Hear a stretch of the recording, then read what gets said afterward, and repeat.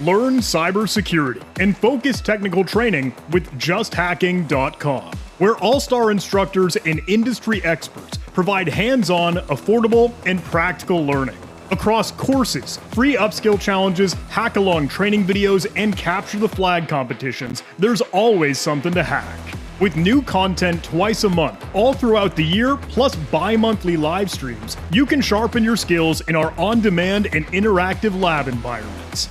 Advance your career and level up, regardless of your experience or budget. Forget all the noise and get to Just Hacking. Sign up now at justhacking.com.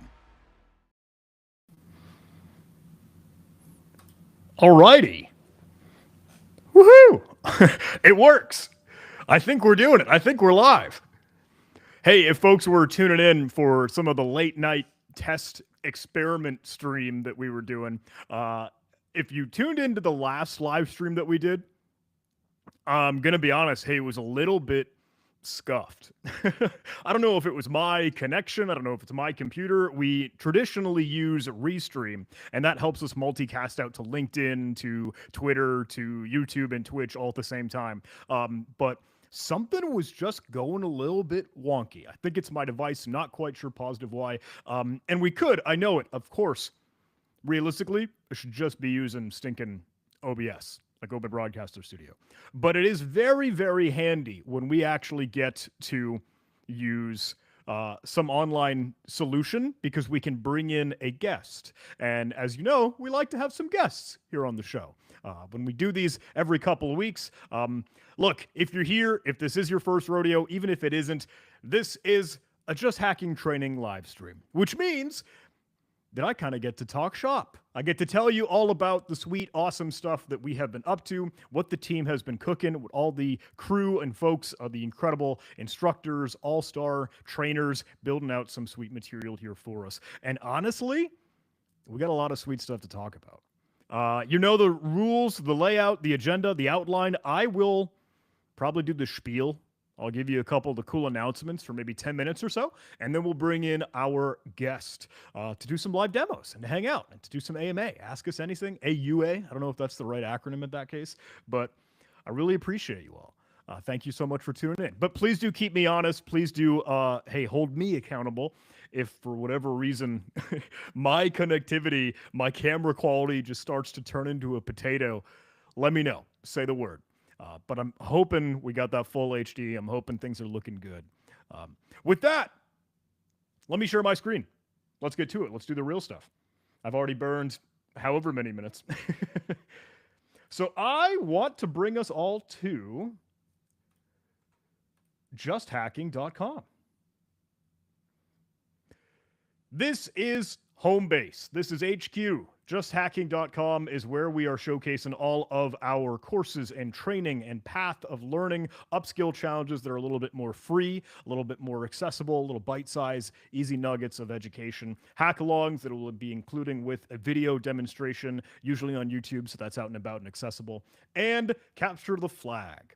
Look, the first question that I know everyone's going to ask is this live stream being is always the answer. And if you're willing to take a look way up here in the navigation, you can get to the vitals, and the events page clues you in and clues us in with all the stuff that we're up to. How we are multicast to LinkedIn, Twitch, X, and YouTube. You get a little bit of the archives as to all the other great folks and people that we've had here with us. OSINT, Open Source Intelligence with Michelle Kahn, Crypto with Ellie Daw, Active Directory Shenanigans with Slavi, tons of good stuff. The conferences and the IRL events are where you can track us down, where you can say hi, where we can shake hands, hey, hang out, chat for a little bit, get a pic, whatever you're up for. We just got off the tails of DEF CON, and I don't want to spend too much time bantering about the past, but I do want to tell you, hey, if you're around for Blue Team Con, please come say hello. We'll have some of the crew over with the IoT Village or the Internet of Things Village. Truthfully, I will not be there.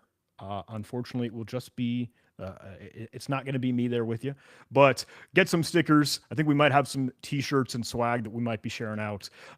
Don't hold me to that, but we will be showcasing and we'll have some workshops. We'll have some hands-on activities there with a lot of the upskill challenges that we've been preparing. And if you've actually taken a look in the last live stream, if you were still sticking with us, we have brought out what we're calling the UCX. Well, usually the UC acronym is for a free bite-sized little learning lesson. UCX are Upskill Challenges Extended, because those will include some virtual machines, a lab for you to experiment in. And huge shout out, big thanks to Matt E, who's been on the stream with us before, another incredible friend, a genius, another wizard.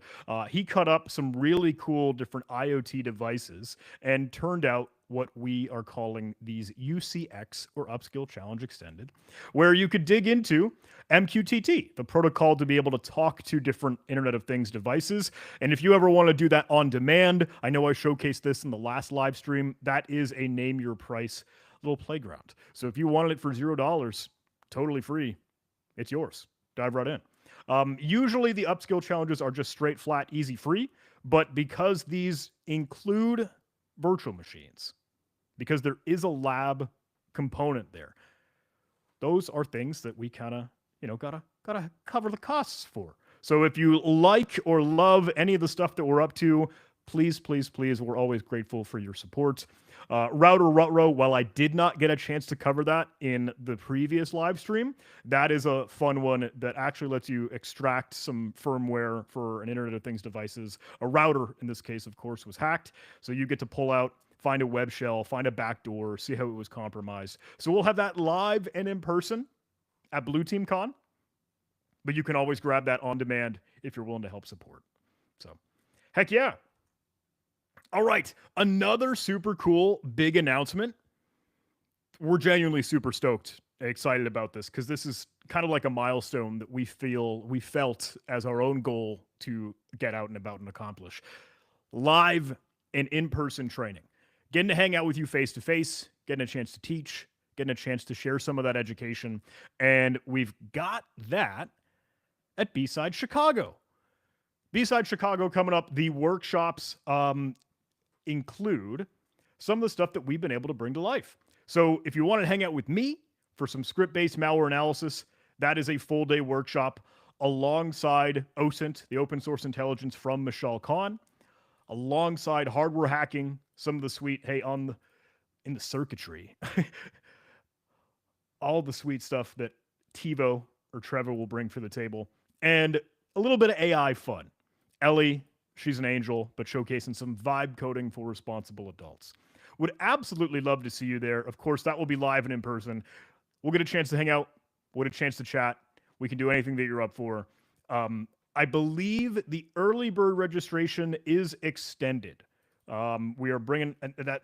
That's on me. That's my fault. Truth be told, we can blame me. I am always behind on mostly everything. I think that's fair to say. Backstage production letting me know, yes, John, I know you're always awful. I didn't get some of the social promos and posts out the door that I wanted to, so I think this is now through the weekend. I believe September 7th up until midnight Chicago time. CDT. That's totally the time zone name, Chicago time. So links for that, I think, will be tossed out, cast amongst the chat, and would love to see you there. Please, seriously, do come out. Those are going to hopefully have a really cool packed room. So we'll see you there. B-Side Chicago, live and in-person training. I'm stoked for it. Now, it is a new month. With that, we have some new content, new training, new education out the door for you. But let me say, while we had released Incident Response 101 previously, this came out last month, or sometime in the time vortex that we live in. It's really cool that we've been amping up a lot of our blue team portfolio. We've given that a lot of love, a little bit of defense, a little bit of, securing things, and digging into incident response work.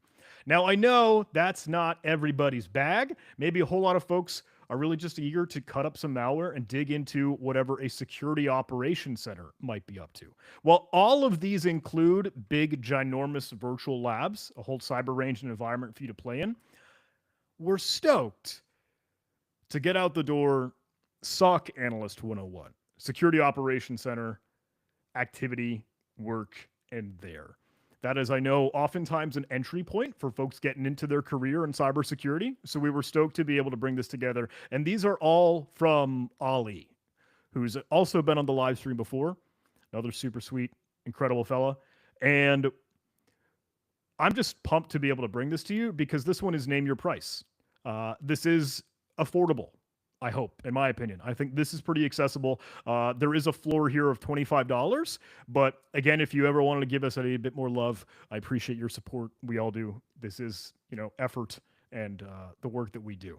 But this one includes another sweet lab environment for you to be able to dig into work with a endpoint, EDR kind of solution that we'll get a chance to play with, working with some of the threat intelligence and case management there.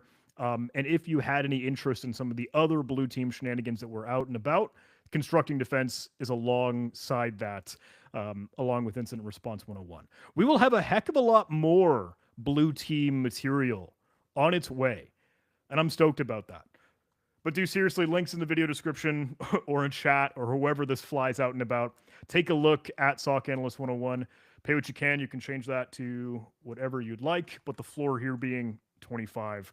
Grateful for your support. Take a look at the material. Can I zoom in? Super crazy. Look at this outline. Case management, building a SOC. We're using Elk in this case, so Elastic, Logstash, Kibana, and some of the sweet things, even Sysmon.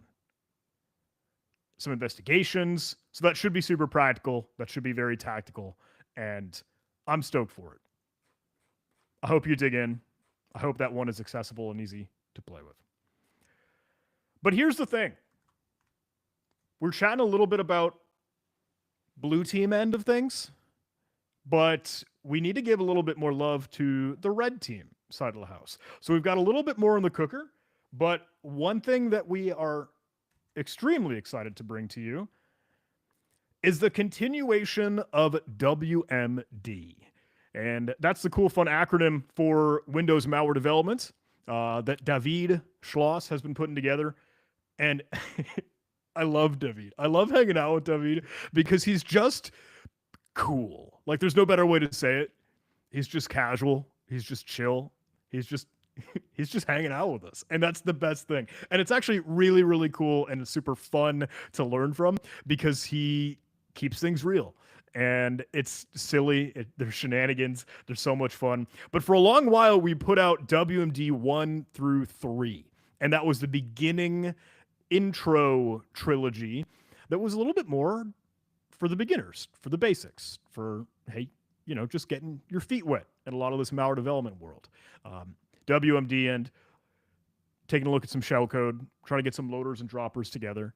But now we are starting the saga of the next trilogy that leans a little bit more intermediate to advanced. I'm not sure how far that David will take this, which is pretty exciting and pretty cool. I know there are plans for a couple more iterations, but I don't know if we're going to keep spinning even more after that. We'll have the links flying around in the chat just as well. But one of the things that WMD super duper focuses on in WMD4 is position independent code. And of course, these will all have by default for their launch period, the 20% off. So I'm grateful for your support in there. And I love this picture. David, both in the moment of, okay, trying to get all the work out and fighting through these labs, because this is tough now. You get into the world of, cutting up assembly and position independent code. And it's no secret. Sometimes that can be tough to wrestle with. But there's a lot of good stuff that we get to dive into, and I'm stoked to have David here with us to tell us a little bit more about it. But the material is super cool because he presents it in a cool, casual way, and position-independent code certainly brings us to a new level. Hey, the next beginning steps in the path or the saga for WMD. I think, yeah, we can go take a look. I can show you a little bit of the outline, but I do want to let David really tell us all what it's all about. Some cool stuff we're digging into with Cough, common object file formats, Crystal Palace. I'm super excited to ask him a little bit more about that.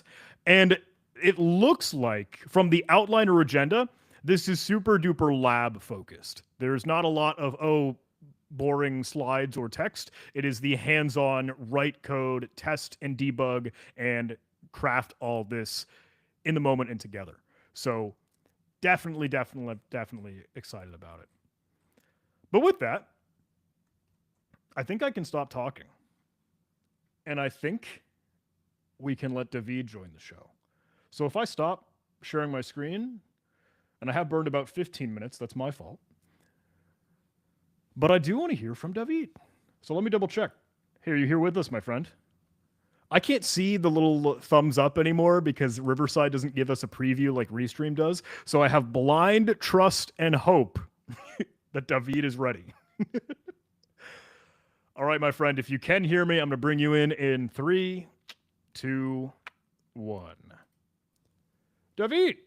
Oh, it works. Okay, cool. It works. I had to quickly hide the burrito that I've been trying to stuff down while you were talking. Some Chipotle? Yeah, some California burrito. You know, I miss the homeland, I guess. But well, chat, audience, friends, and family listening in, please do keep me honest again. How is the audio? Is David loud enough? Am I loud enough? Or one of us too quiet, etc.? But David, it's great to see you, man. Hey, nice shirt. I dig it. I love it. Yeah, I like your shirt too. Yeah, it's almost like we got them from the same place. So cool. Well, how are you doing, man? Me on. I'm doing pretty good. I've recovered most of my sanity from this course. As I love the photo that Dawn put up, that pretty much perfectly explains the level of what are we doing throughout this entire course. Pick is one of those unique things where you think you've written it well and you think you do it well, and then you try to compile all your code and it just doesn't work, and you have to figure out why. For me, most of the time that's spelling, but even beyond that, sometimes loaders don't work. Sometimes your function format doesn't work out. So a lot of troubleshooting, which is why we put this more into the advanced side of the house than putting it in the 1 through 3 side of the house. But well, if I may say something that almost sounds counterintuitive, but it's what I genuinely hear from either folks that watch my videos or see stuff out online that kind of we put out. It's so strange when they tell me and they say, I want to see you struggle. Like, I like seeing you get in the tough spot where something doesn't work or something isn't working the way that you expected, and then you get to watch and see like the live debugging and troubleshooting, so you start to get a little bit of their intuition of like, okay, how do I go find and figure out what is wrong? And I don't think there's any secret. I was scrolling through, taking a look at some of the stuff that you made and built up there, and it's like, oh, David does not hold back. He shows you the raw, real process of putting together position-independent code, shell code, the malware dropper, stager, loader. And that's been one of the coolest things for me to see in all reality was like, this is real. This is where we get to you're really cutting up the code for yourself right now. yeah, and I think by even showing the mistakes at hand really humanizes the process, because we tend to think, especially around malware, that it's this super mythical, complex situation that you really have to truly understand the sysinternals of an OS in order for things to function. And then you go and read something like Typhoon Salt's loaders, and they're just like character replaces from an HTTP request. You're like, wait, that's all that it took to bypass these AVs, right? So by showcasing these errors, by showcasing what can go wrong, yeah, you get a little bit of that troubleshooting process to start getting the gears moving a little bit better. But it also just makes it a lot more demystified for people. So they're not looking at malware like it's this super complex process. There is that stuff, right? Yeah. We've definitely seen some of the coolest bootloaders out there, but At the same time, most of it is just simplistic creativity, right? It's like if you were to draw a picture on a piece of paper, but instead do it through a computer. That's all malware really is. So that's what I really try to focus and showcase when we do these courses. And I just love your style. Like even reading through the text, reading through the material, and seeing you in the video, it is casual. It's candid. It's like, hey, you're just hanging out with a buddy, cutting up code.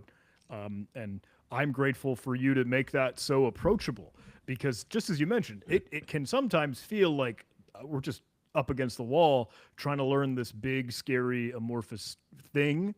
But a lot of your presentation is like, hey, this doesn't have to be scary. Let's take it and experiment and play. That's the biggest part. Just make it fun and play. Right. So, and especially in pick where there is a lot of complexity, right? I think most people when they think of pick or shellcode, they're thinking purely writing an assembly. And while writing an assembly can be cool, it's daunting, it's terrifying because it's not like a human-based language, right? Not like what we get through C or Python or PowerShell or anything like that. So, it can be really scary to look at. But if we can walk through and understand what is happening in assembly without having to write in assembly, now we're better at writing pick. Now we're better at troubleshooting our code. Now we can fully understand what's going on and even lead into some of that defensive stuff where, doing malware reverse engineering and trying to figure out what certain functions do. We don't have to just purely rely on Ghidra to pop out like, hey, look, this is probably doing what I think it's doing. But instead, now you can just read the assembly and figure it out. And those are all included, from what I understand, right? Hey, what you're covering in the course is trying and experimenting it kind of with assembly at first, and then you crack open a debugger or disassembler, right? Yeah. Can you tell me a little bit of how the structure, the trajectory is?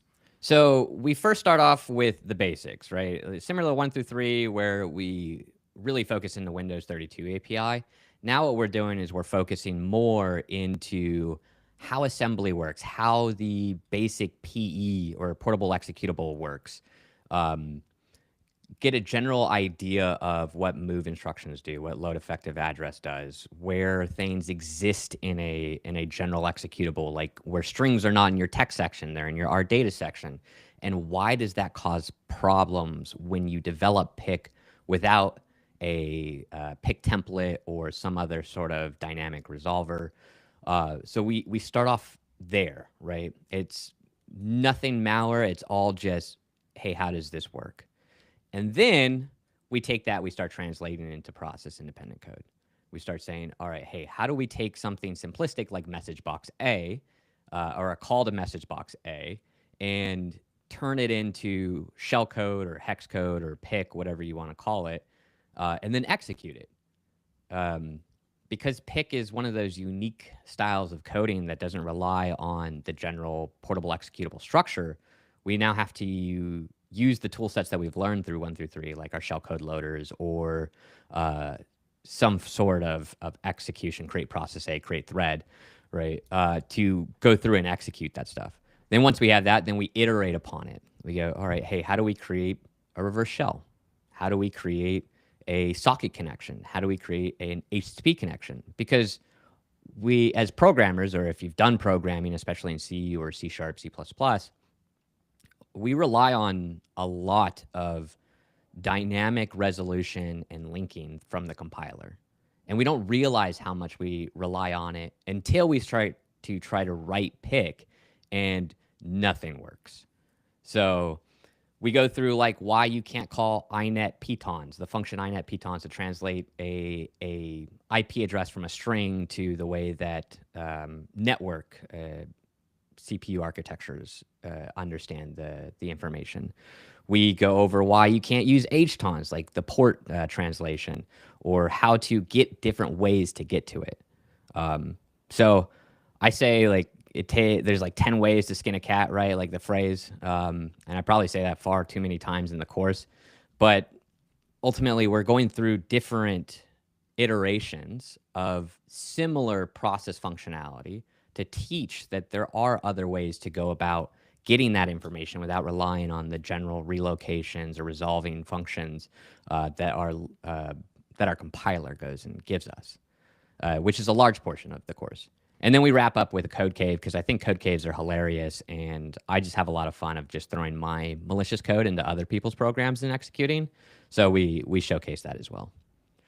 Sweet. I know that is a hot topic. Code caves are certainly one of the fun set of words we tend to be throwing around these days.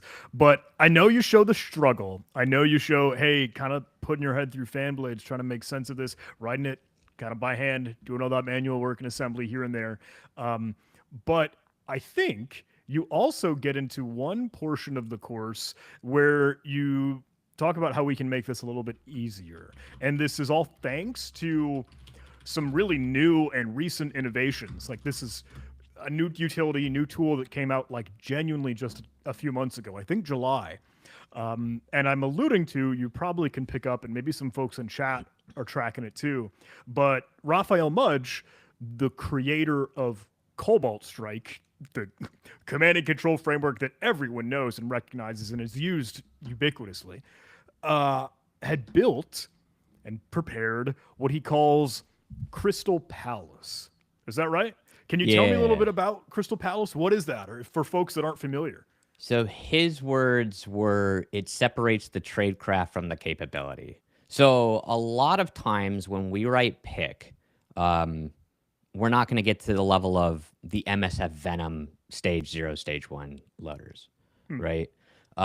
Mainly because when the process to create that that template that they push out has been written in assembly and it's extremely optimized, they know exactly what they need to do. So when we write pick ourselves and we write our own dynamic loaders for how to reflectively load in a DLL, they tend to be quite large, tend to be quite inefficient, and we're forced into certain, what do you want to call it? I guess templates of how we have to write in order for our pick to work. And so if you want to bring it down, then you would have to learn assembly. And if you want to learn assembly, then we have to go through 10 hours plus of really understanding how to read and write assembly. But with Crystal Palace, it's taking our pick through like a COF file that we create or a DLL that we create and extracting like the .text section, which is really where our pick comes from, and optimizing it, which removes all the unnecessary functionality if we added anything in through like a reflective DLL loader. It will mutate it, so we get a little bit of obfuscation involved with our shellcode, and it will also append things like strings. So what's really cool about that is normally with strings, if you want to do anything with strings in pick, you have to use either what's called a stack string, which is a really, really annoying way of writing out strings, or you have to find a way of appending your .r data section, your read-only data section where your strings actually live in the PE to the text section of your code. So unless you do that manually, you don't have strings. So this brings in a lot of that functionality that you lose by appending those sections to the .text section and outputting it as a .bin file or a .h file, whatever you may want. But it's a very unique and efficient way of making your code a lot more optimized and a lot smaller. So you can go from something like 2,500 bytes, which, let's be honest, is still pretty small, down to 1,500 bytes, which is even smaller. And in malware, it's the smallest footprint wins. So the more you can remove, the more you can bring it down, the better it is for evasion and bypassing of AVs. So without it, this course would have been, what, 13, 14 hours, which was the original design of it. With it, we were able to bring it down because we could remove a lot of the explanations of assembly and writing an assembly and compiling the code there. So super grateful for that tool set. Honestly, if you're going to pull from anyone, you might as well pull from the best. And that dude is wicked smart. So that's the reason why we kind of brought it into this course. I'm just super happy because that, I don't know, it tells me, look, this is the I don't want to say cutting edge, but I feel like that's the right word. Like this is modern. This is stuff. This is utilities. These are tools in your toolkit that were released 2 months ago. Yeah. Yeah, pretty much. Well, I know I kind of drove us all over the map. I know you were chatting a little bit about code caves. I did want to pick your brain on, hey, maybe some of the cool tools that you've been building out as part of preparing this course. I heard like Lowrider or something was to help hunt down code caves. But I think you also had some tricks up your sleeve and maybe some show and tell if you were able or willing, or if you're up for a demo. Are there any fireworks you could bring up? Yeah, I think what would be fun would be to showcase the code cave aspect. Um, we won't go over how to modify the binary and all that, and like we got to keep some trade secrets here. But here, let me share my screen real quick. So the code that we would be running here. Hopefully this is the right window. Everyone needs to sign an NDA now. No. So like in this case, this is just a simple reverse shell. What this does is we have DLL Illuminati, which is our reflective loader, and what that's going to do is go out and find the modules and the processes so that we don't have to just load in like get process A, load library A, and plus we can't call Windows 32 API organically like we would with a normal program because it will break pick due to what's called a relocation. So we have to do everything in our code. If we want to find something like a function or resolve something like a function, we have to bring it in manually. So we have that in our header file here. We set up our entry points for how the script will work, or not the script, but the pick. So with pick, you have to write it like a script. Everything starts at the top and goes to the bottom. Unlike where an application or a normal program, you can pull from other files and kind of bounce around wherever you want. It just needs to come in order. So what we do here is we define two structures through a macro. One we call wh2n, which is our hton's translator, because we can't call that in normally. And then yeetus deletus, which is how we denote our functions. And so we first resolve out our kernel 32 and our WS2 DLLs, because those are going to be the two DLLs that we need for the socket information plus our create process A. So this is really the only complex part of the application right now, right? The way we resolve modules, the way we resolve functions is through ROR13 hashes. And so we have an application. You can go out and find the ROR13 generator from, I believe it's iHack for Falafel is the OG GitHub repo. I made some modifications on my GitHub, which resolve DLLs as well, just because they're just different ways of resolving. So you can go check out my GitHub as well. It'll have that information there. But we resolve these through ROR13 hashes, very, very common way of resolving functions without using strings. And then we set our actual functions at the beginning. So then we can later call them like normal, right? WSA startup, WSA socket A, sock handle, connect, all those. Also, fun fact, if you ever want to do pick and you don't want to use inet pitons, I tried this for the first time during the course demo or the course labs, which could have gone really, really bad, but it worked out in the long run. So if you read the structures, and we do read a lot of the structures of like how things work, like memcopy, memmove, inet pitons, the IADR address or SIN adder, right?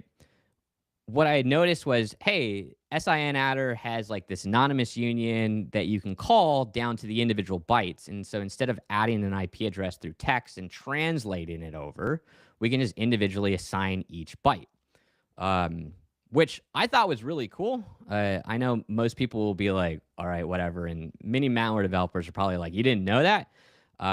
But yeah, first time it worked. So that's my pride and joy. But the rest of this looks very, very similar to what you would get from a normal application, minus maybe store string bytes. In this, I think is kind of cool. Learned this from Raphael Mudge as well. Store string bytes is like a replacement of memcopy. Yeah, memcopy. So memcopy and memmove both have what's called compiler intrinsics. So they look like normal functions, but they're actually from a compiler that adds in the appropriate assembly code that'll work very, very similar to how memcopy or memmove work. So you have stowsb and movesb, movsb. So those two, we use those quite a bit. And then we just start our process. Pretty simple in general, right? So once we have that all compiled up and ready to go, we can actually create our shellcode, which would look very similar to Metasploit's, MSFNum, or any of those. We use XXD, which is organic in Linux, or at least in Kali, and that prints us out. What did I call it? I think it's this. Yeah. So then we can just print out the hex bytes in C, and you could take this header file, shove it into any of the 1 through 3 shellcode loaders that we created in WM3 or WMD 1 through 3. Any of the shellcode loaders, you could shove this right into there and it would work. It would call back. But since we're doing something like code caving, we can make this even more efficient by just bringing down to the bytes. So that would look something like rev sc mod. Is that? Yeah. Hey, I got good memory. And then, now we actually have like the straight up hex. So why does any of this matter, right? So in code caving, we can't use the C-based formatting because we're going to modify the hex bytes inside the binary itself. So we need to actually bring it down to here. But this is just this is our Cabbage Wizard reverse shell. This shell code right here, which sits at what? 1548? Pretty small overall, right? So what we can do from there, let me jump over to the target host. Where is, oh, here it is.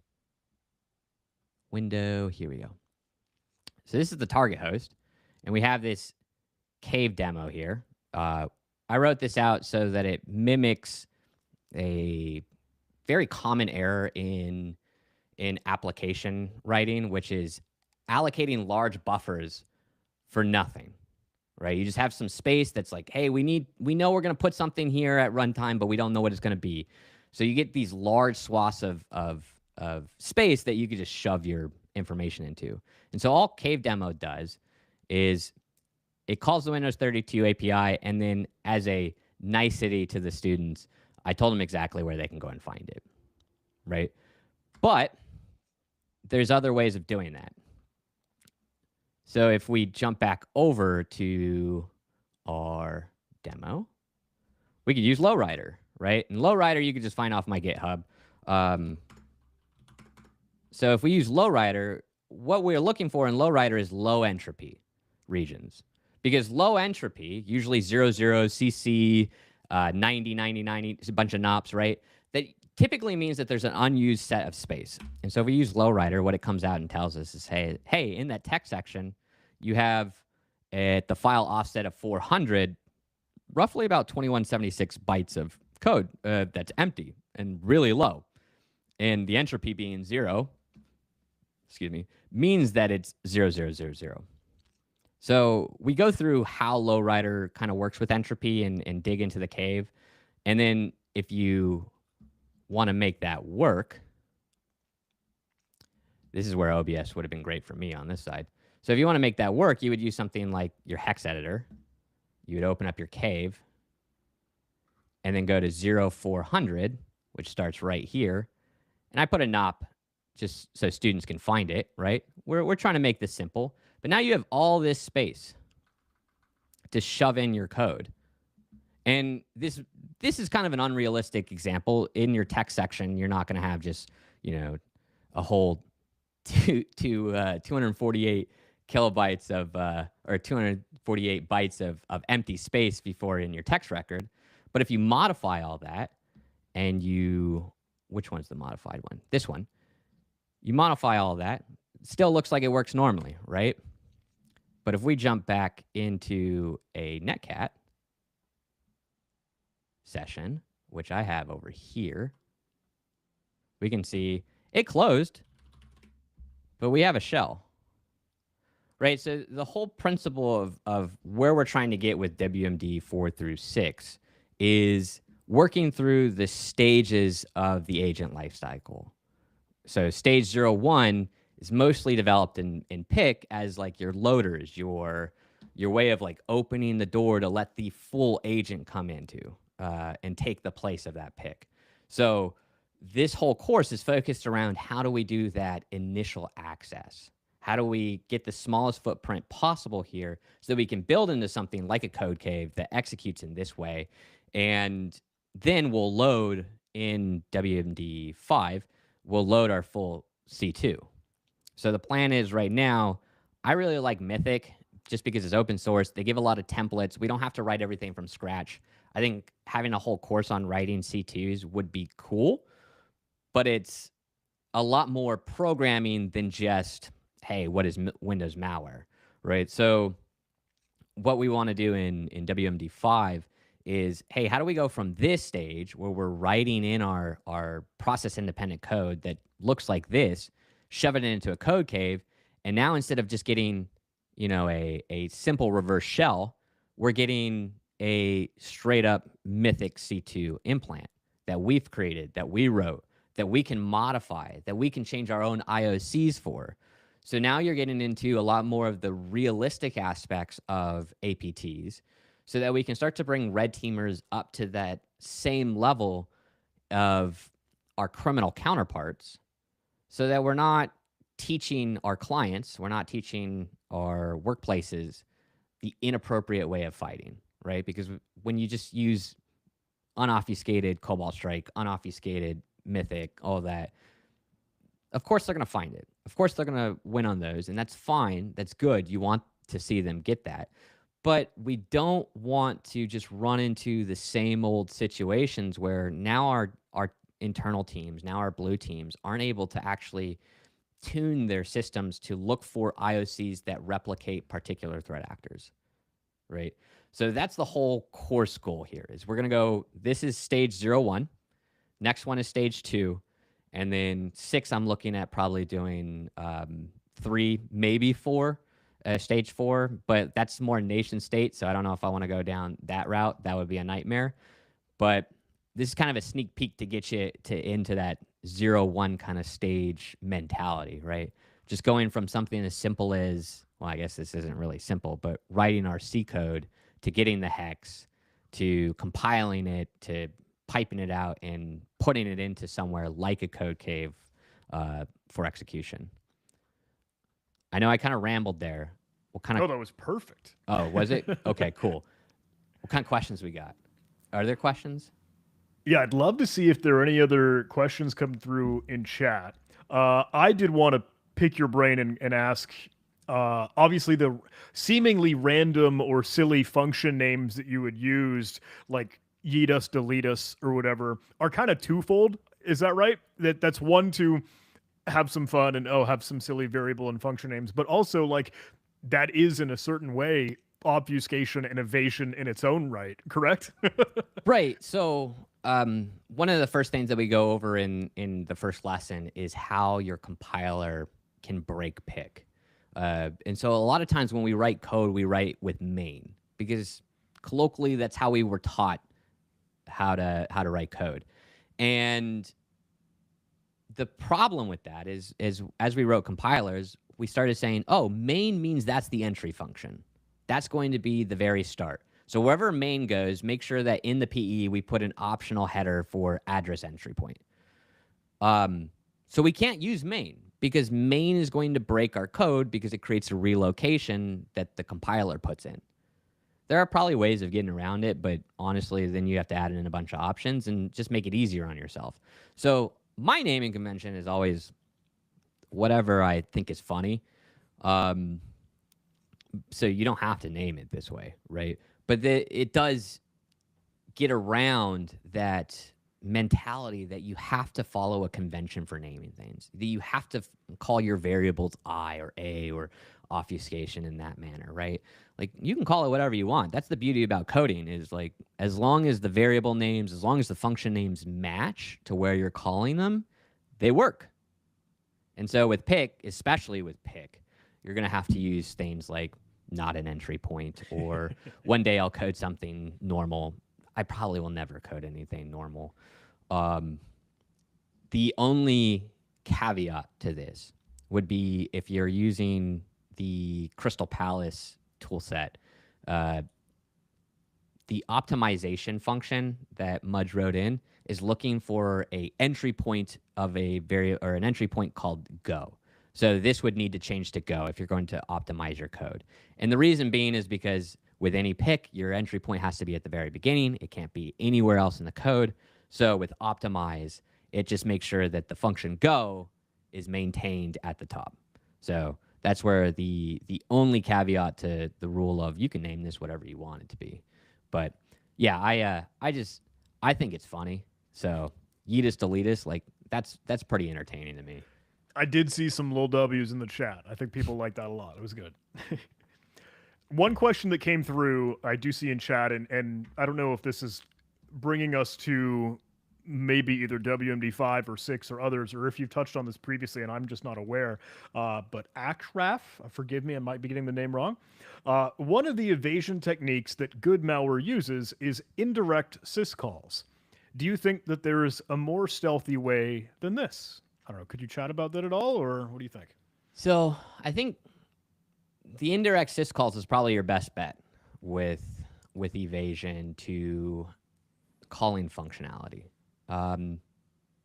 We're going to have to change here in the near future because with Windows 11, they're implementing a new set of syscalls that cannot be turned off. So indirect syscalls actually abuses like a legacy format of calling syscalls.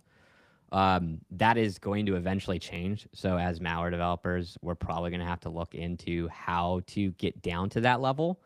But I think that's probably your best bet. I mean, I haven't seen anything at least in my research or time of better evasion than syscalls. But with that as well, you have to consider how do you do your indirect syscalls? Are you just looking at ired.team and copying the way that they do it?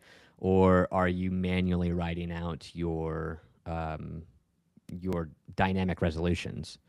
So your best, let me change that answer then. Your best evasion technique is your creativity and doing it your own unique way. You can probably talk more about this than I can with AVs and EDRs, but there is a machine learning aspect that you have to get around, but the other side of the house is the static analysis aspect of this is obviously doing something malicious because we've seen the 10,000 tutorials doing this. So just doing something just unique enough will enable you to evade so much more.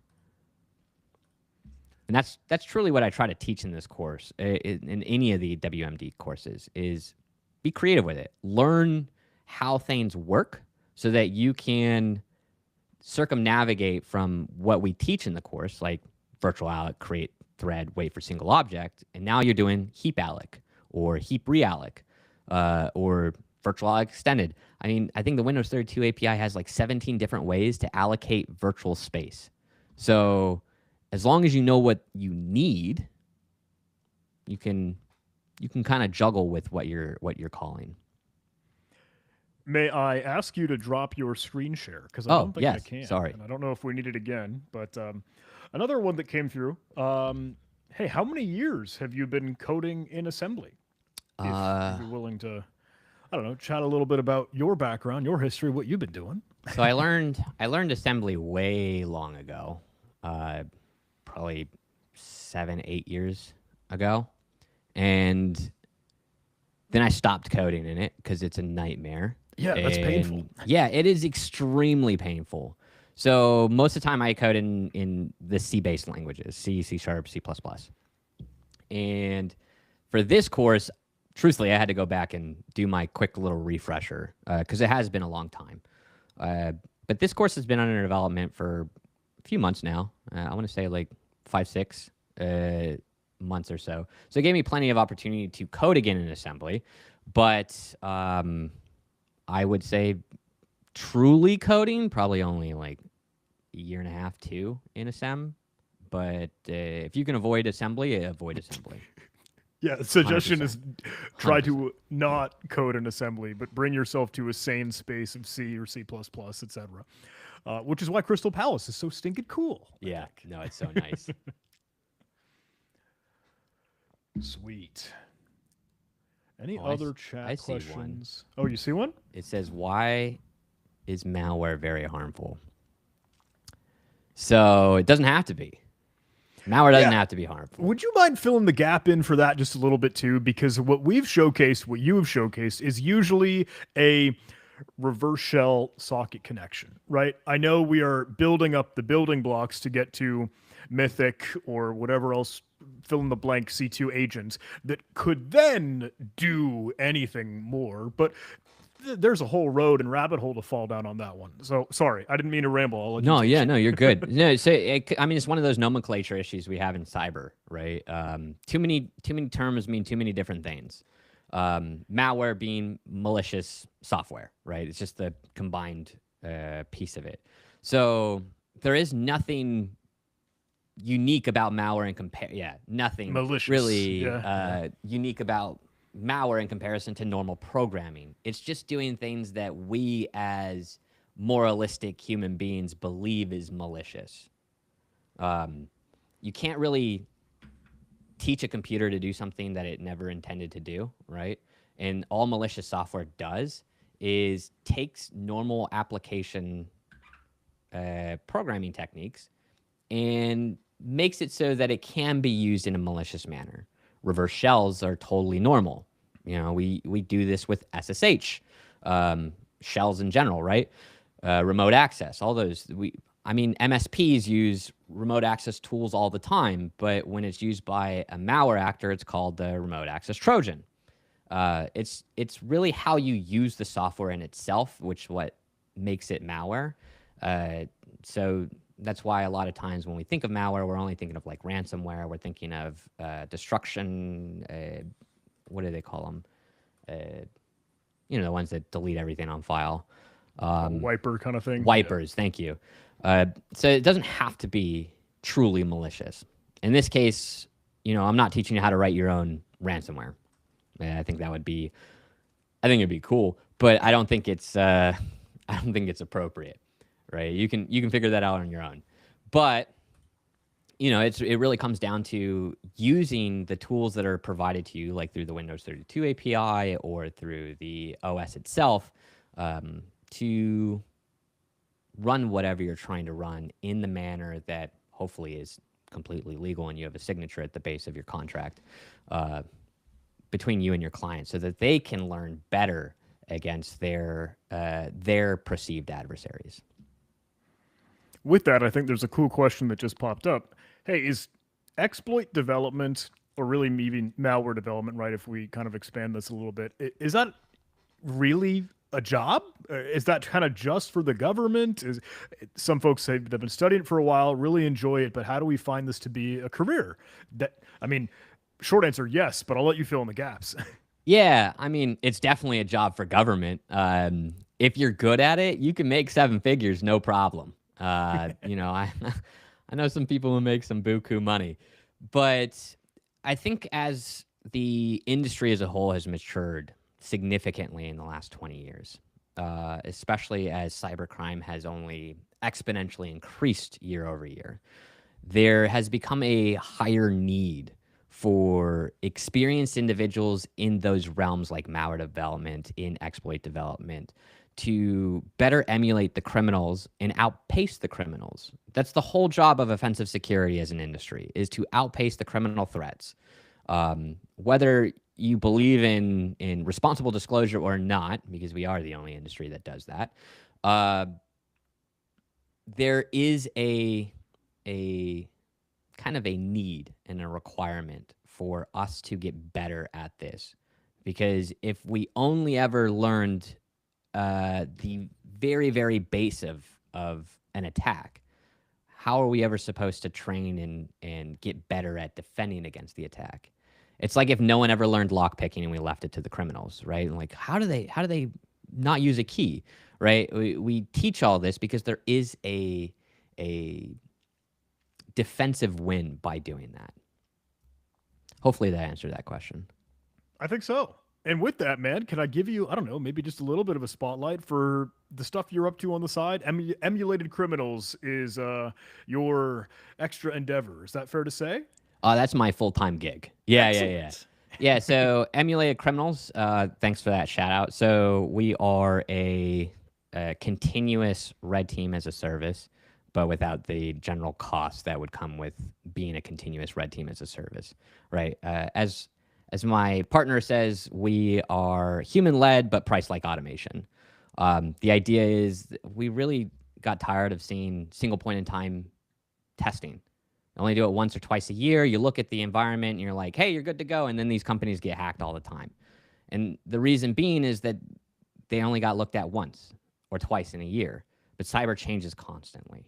So our goal is to truly outpace the criminals by being that emulated criminal that emulates the threats that are realistic and relevant to our clients.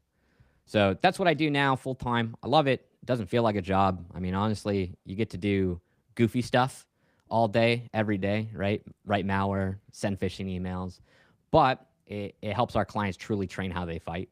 And I think that's super important. And there are more companies that are coming out like that. So super excited to see how this industry changes and expands in the near future. Excellent.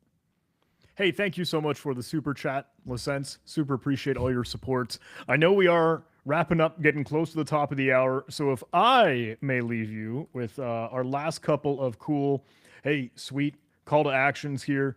Gentle reminder, something we're super stoked about. If you did love hanging out with us, if you did love chatting, hey, being part of the live stream, tuning in, look, you can do this in person. Hey, B-Side Chicago, we do have our workshops where there's me, there's Michelle, there's Trevor, there's Ellie. Super duper stoked for B-Side Chicago in-person live training. A couple more links that will be flying around in the chat, but we absolutely would love to spend some time with you IRL, and we're just so happy about the opportunity to do that in-person live instructor-led training.